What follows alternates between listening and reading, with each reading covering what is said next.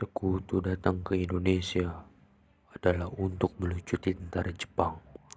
Selain itu juga, tugas utama pasukan sekutu di Indonesia setelah pendudukan Jepang berakhir adalah untuk mengembalikan pemerintahan sipil. Sebab oleh karena itu, Jepang harus hengkang, sedangkan status Indonesia berada dalam kekosongan kekuasaan atau vacuum of power. Pasukan sekutu juga membawa misi untuk membebaskan warga Eropa yang menjadi tawanan perang. Kedatangan sekutu ke wilayah Indonesia ternyata membawa alasan lain yang lebih politis. Rencana pembebasan tawanan Eropa dimanfaatkan sekutu dan Belanda untuk mempersenjatai para tentara Eropa yang jadi tawanan Jepang. Selain itu, kedatangan Afney ke Indonesia diboncengi oleh tentara NISA atau Netherlands Indies Civil Administration yang merupakan pasukan dari Belanda. Pasukan Belanda yang membonceng sekutu memiliki keinginan untuk kembali menguasai Indonesia. Akibatnya, terjadi konflik senjata antara pasukan sekutu dan Belanda untuk melawan militer dari Indonesia yang terdiri dari rakyat dan sukarelawan. Konflik tersebut kemudian memunculkan berbagai pertempuran besar sebagai upaya untuk mempertahankan kemerdekaan Indonesia. Pertempuran Surabaya terjadi pada tanggal 25 Oktober 1945. Sekutu yang dipimpin langsung oleh Komando Brigjen AWS Malabi tiba di Surabaya. Pada tanggal 28 Oktober 1945, terjadilah pertempuran antara rakyat Surabaya melawan sekutu yang menewaskan Brigjen AWS Malabi. Hal tersebut membuat sekutu murka dan meminta rakyat bersenjata menyerahkan diri pada tanggal 9 November 1945. Namun rakyat Surabaya tidak mengindahkan ultimatum tersebut. Bung Tomo justru berhasil membakar semangat para rakyat Surabaya dalam melakukan perlawanan terhadap sekutu. Oleh karena itu, terjadilah pertempuran berdarah pada 10 November 1945 dan tanggal tersebut akhirnya ditetapkan menjadi Hari Pahlawan. Kedua, pertempuran Bandung Lautan Api.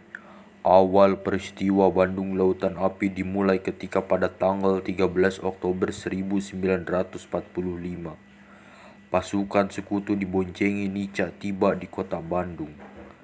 Pasukan ini mulai menduduki kota Bandung dengan alasan melucuti dan menawan tentara Jepang. Pada 27 November 1945, mereka pun mengeluarkan ultimatum kepada para pejuang agar meninggalkan area Bandung Utara. Namun para pejuang itu menolak.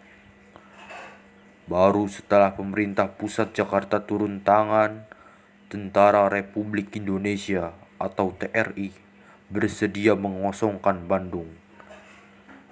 Sebelum meninggalkan Bandung, pada tanggal 23 sampai 24 Maret 1946, para pejuang menyerbu pos-pos sekutu dan membumi hanguskan kota Bandung ini. Dan peristiwa ini pun disebut dengan peristiwa Bandung Lautan Api. Selain pertempuran 10 November dan Bandung Lautan Api, masih banyak pertempuran yang dilakukan di tanah air. Seperti pertempuran 5 hari di Semarang, pembantaian Westerling di Sulawesi Selatan, serangan umum 1 Maret, pertempuran Medan Area, dan masih banyak yang lainnya. Hal tersebut membuat upaya diplomasi yang dilakukan Indonesia lagi-lagi untuk mempertahankan kemerdekaan. Seperti mulai dari perundingan Linggarjati. Perundingan Linggarjati merupakan perundingan politik Indonesia-Belanda yang panjang karena berlangsung sebanyak 11 kali. Mulai dari 22 Oktober 1946 sampai 16 November 1946. Perundingan Linggarjati menghasilkan persetujuan Linggarjati yang menyepakati kedaulatan RI. Persetujuan itu diparaf oleh Perdana Menteri Sultan Syahrir, Ketua Delegasi RI, dan Profesor Sirmirwan, Ketua Delegasi Belanda. Namun, hasil perundingan baru ditandatangani kedua delegasi pada 25 Maret 1947 di Istana Rizwiz, atau yang sekarang kita sebut Istana Negara. Hasil dari perundingan Linggarjati menjadi momentum penting pengakuan negara lain atas eksistensi Republik Indonesia, yang hasilnya antara lain ditetapkan status dan kedaulatan RI secara de facto atas wilayah Jawa, Madura, dan Sumatera. Pihak RI dan Belanda setuju bentuk negara dengan pemerintahan federal bernama Negara Indonesia Serikat atau NIS, dan dibentuk Perserikatan Indonesia Belanda bernama Uni Indonesia Belanda. Wilayah NIS disepakati meliputi wilayah bekas Hindia Belanda. Persetujuan Linggarjati ini bisa dicapai dengan tuntas karena keputusan yang diambil oleh Presiden Soekarno dan Wakil Presiden Muhammad Hatta. Dalam perundingan informal dengan delegasi Belanda yang dipimpin Profesor Sirmirwan pada 12 November 1946 di Kuningan, mereka menyepakati konsep terakhir persetujuan Indonesia-Belanda dengan mempertaruhkan jabatan, kekuasaan, dan martabat untuk mengesahkan hasil perundingan Linggarjati di sidang paripurna Parlemen RI KNIP. Kedua, perundingan Renville.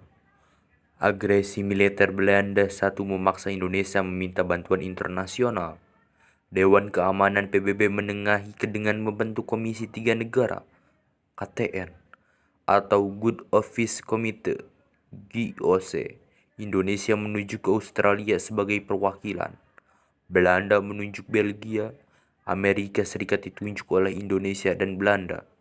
Pada 26 Oktober 1947, KTN datang ke Indonesia untuk mengatasi sengketa Indonesia-Belanda. Para anggota komisi adalah Hakim Richard C. Hirby dari Australia, mantan Perdana Menteri Paul van Zelen dari Belgia, dan Rektor University of North Carolina Dr. Frank B. Graham dari Amerika Serikat. Setelah ada kedatangan KTN di Indonesia, Amerika Serikat mempertemukan Indonesia dan Belanda pada 8 Desember 1947 di kapal perang USS Renville yang berlabuh di Jakarta. Delegasi Indonesia terdiri dari Perdana Menteri Amir Syarifuddin, Mr. Ali Sastroamidjojo, Agus Alim, Dr. Leimena, Mr. Latu Harari, dan Kolonel T.B. Simatupang. Dan delegasi Belanda dipimpin oleh Raden Abdul Qadir Widjojo atau Mojo. Perundingan kapal perang Renville berbuah manis karena menghasilkan sejumlah kesepakatan. Antara lain, Belanda hanya mengakui Jawa Tengah, Yogyakarta, dan Sumatera sebagai bagian wilayah RI. Indonesia dan Belanda menyetujui sebuah garis yang memisahkan wilayah Indonesia dan daerah pendudukan Belanda, serta TNI harus ditarik mundur dari daerah-daerah kantongnya di Jawa Barat dan Jawa Timur. Pada 17 Januari 1948, Perdana Menteri Amir Syarifuddin menandatangani naskah perjanjian yang dikenal sebagai Perjanjian Renville. 3. Konferensi Meja Bundar. Konferensi Meja Bundar atau KMB resmi dibuka pada 23 Agustus 1949. Dalam perundingan ini berjalan alot dan lambat. Dalam KMB, ketiga delegasi dibagi dalam steering committee atau panitia pengarah yang dibantu oleh 3 panitia kecil khusus membahas UUD, Irian Barat, NIS, dan Swafraja atau wilayah yang memiliki hak pemerintahan sendiri. Anggota lainnya dibagi dalam 4 panitia untuk membicarakan bidang-bidang ekonomi dan keuangan militer, kebudayaan, dan sosial. Salah satu masalah yang menyebabkan kebuntuan dan nyaris menggagalkan konferensi Meja Bundar ialah persoalan Irian Barat. Belanda bersikeras bahwa Irian Barat tetap di bawah kekuasaan kerajaan Belanda. Dengan alasan secara etologis, orang Irian tidak termasuk orang Indonesia. Sementara itu, Pertimbangan Indonesia berdasar persetujuan Linggarjati yang telah ditetapkan bahwa negara Indonesia Serikat yang berdaulat mencakup seluruh bekas Hindia Belanda. Dalam kebuntuan dalam perundingan, Hatta menyampaikan usul yang dapat diterima oleh Belanda, yakni Irian Barat tetap di bawah pangkuan Belanda. Akan tetapi dalam waktu 1 tahun, kedua belah pihak dapat merundingkan usul disampaikan oleh Unji. Perwakilan Unji dan menyampaikan kepada KMB usulan tersebut tanpa memberitahu asal-usulnya. Kesepakatan pun terjadi. KMB ditutup pada 2 November 1949 dengan keberhasilan diplomasi Indonesia. Hasil KMB yaitu Belanda menyerahkan kedaulatan penuh kepada Republik Indonesia Serikat pada Desember 1949. Penyerahan kedaulatan Belanda kepada Indonesia dilaksanakan pada 27 Desember 1949 di Istana Dam di Amsterdam, Belanda. Dalam upacara itu ditandatangani 3 dokumen oleh Ratu Juliana dan Perdana Menteri Muhammad Hatta. Dokumen itu berisi antara lain pernyataan menerima seluruh hasil KMB dan piagam penyerahan kedaulatan dari Kerajaan Belanda kepada Republik Indonesia Serikat.